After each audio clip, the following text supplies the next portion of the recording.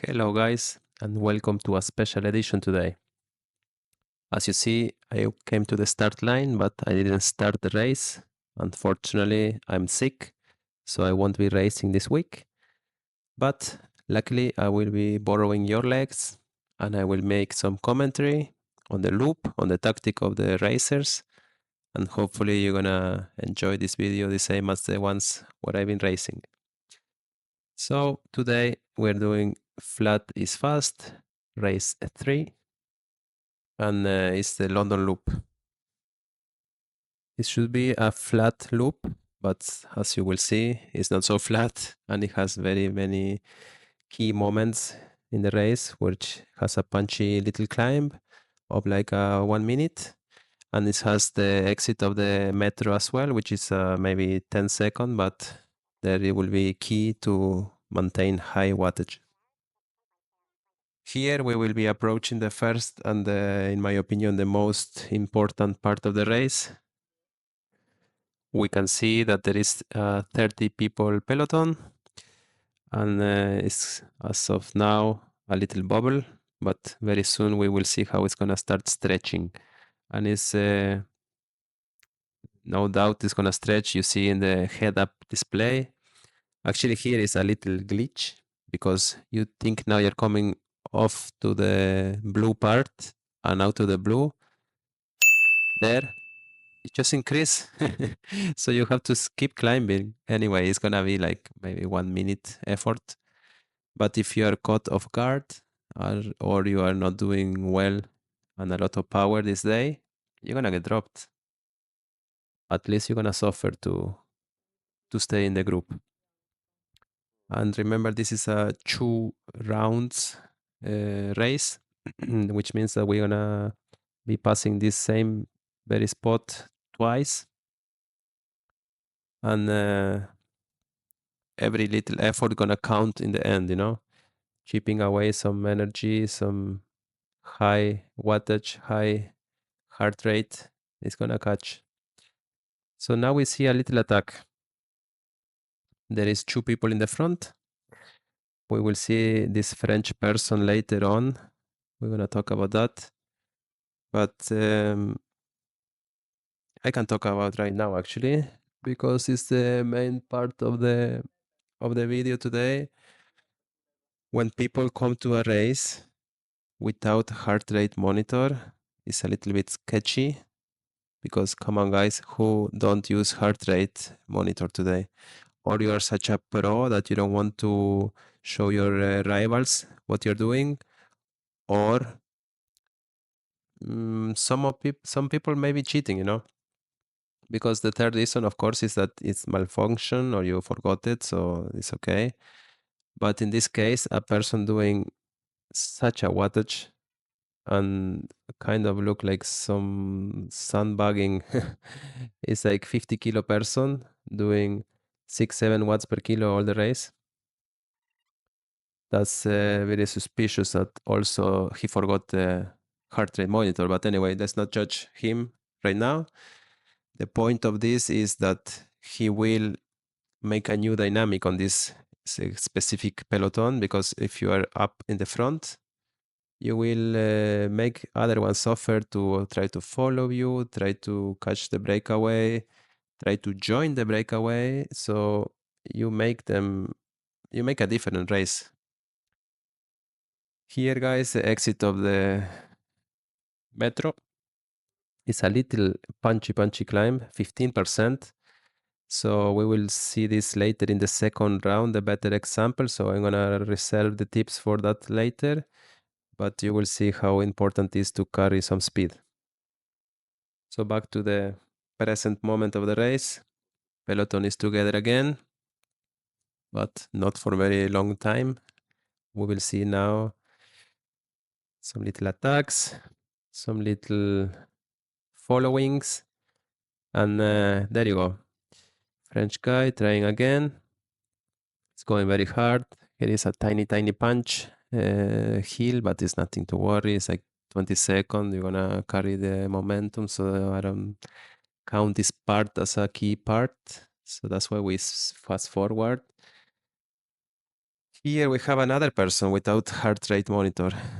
And guys, I don't understand if you are in a race, which if you do it for training, okay. And if you are placing in the middle of the pack, it's also okay. But if you're doing attacks, getting other people tired, and you have no heart rate monitor, it will mean maybe that you are hiding something. So consider to do an interval or something else, you know. Anyway, that's my opinion. Now back to the French people here. This French rider doing 20 seconds on the peloton. He will be doing this most of the race. Here we have a Polish person, this Marek. He's a really strong guy, 94 kilo, which means that 4 watt per kilo for him is 400 watt. We will see more of him in this time up the little hill. Again, the glitch now from head-up display showing you a little tiny hill, and then out of the blue you just increase the length. Anyway, Dyson also a good guy. I was checking him before the race. He was he's placing like he has like 100 points on racing score, not the one that you use to qualify for the starting race, but the points you get by winning races. And the less points, the more higher category you are. So if you are at 100 points, you are good.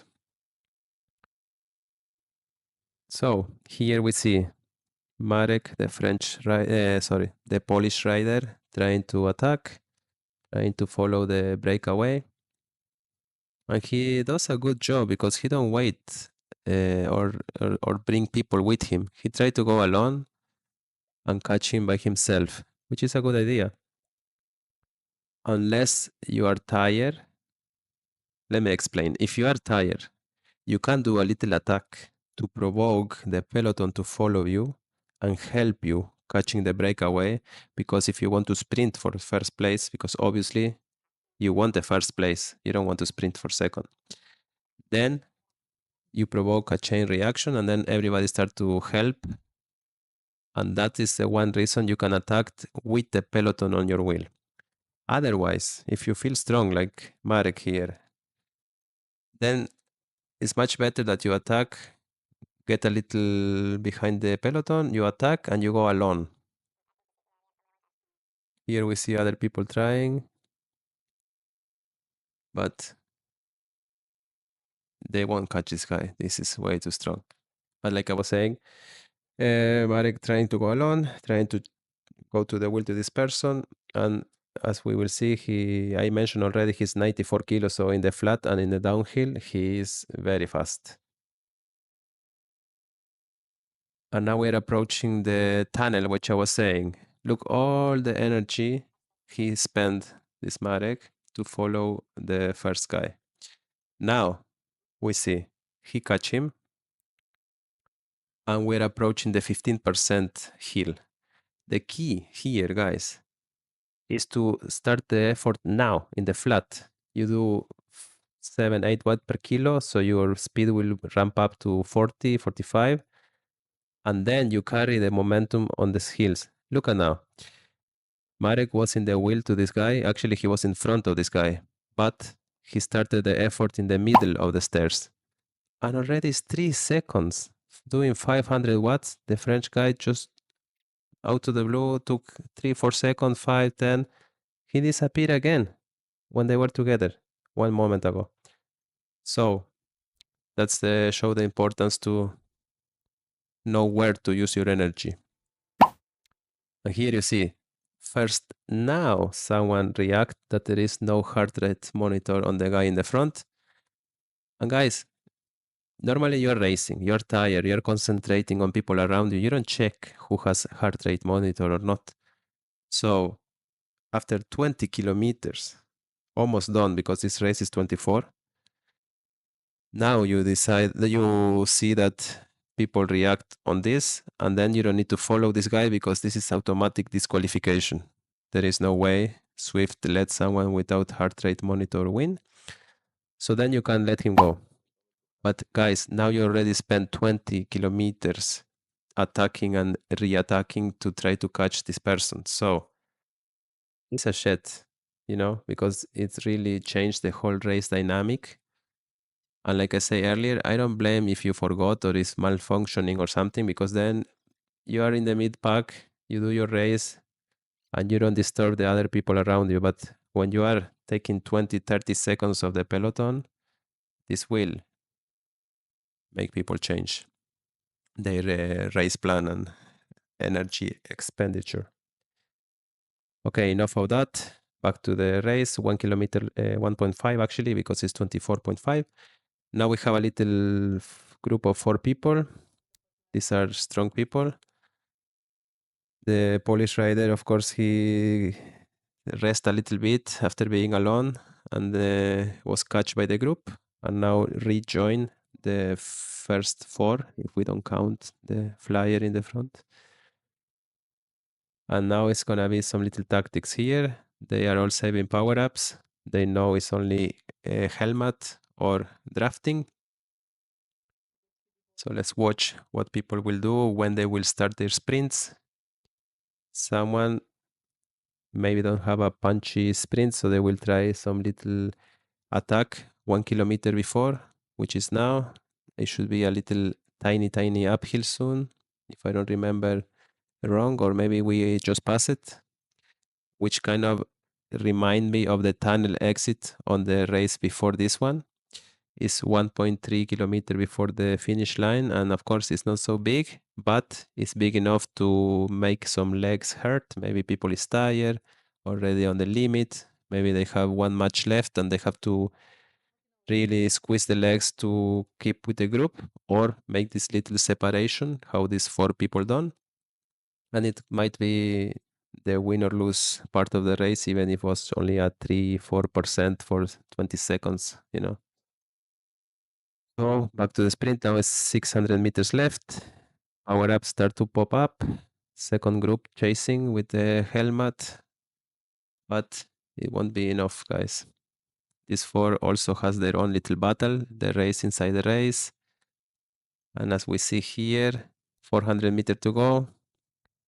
Polish rider there, the blue one, starting his long sprint. No orange numbers. There he started the hard one. Popped the aero helmet. 900 watts. Perfect timing. Perfect use of the power up. And second group trying to sprint, but too late. He actually won the race because of the disqualification of the first person, how you see here. First, second, third, only a couple of seconds in between. Guys, thank you for watching. I hope you enjoyed this content, even if I didn't race it. I hope for you who haven't done the race, that is going to give you a little insight of the key parts of the loop and a little bit of the tactic. Anyway, again, thank you for watching. See you soon. Bye.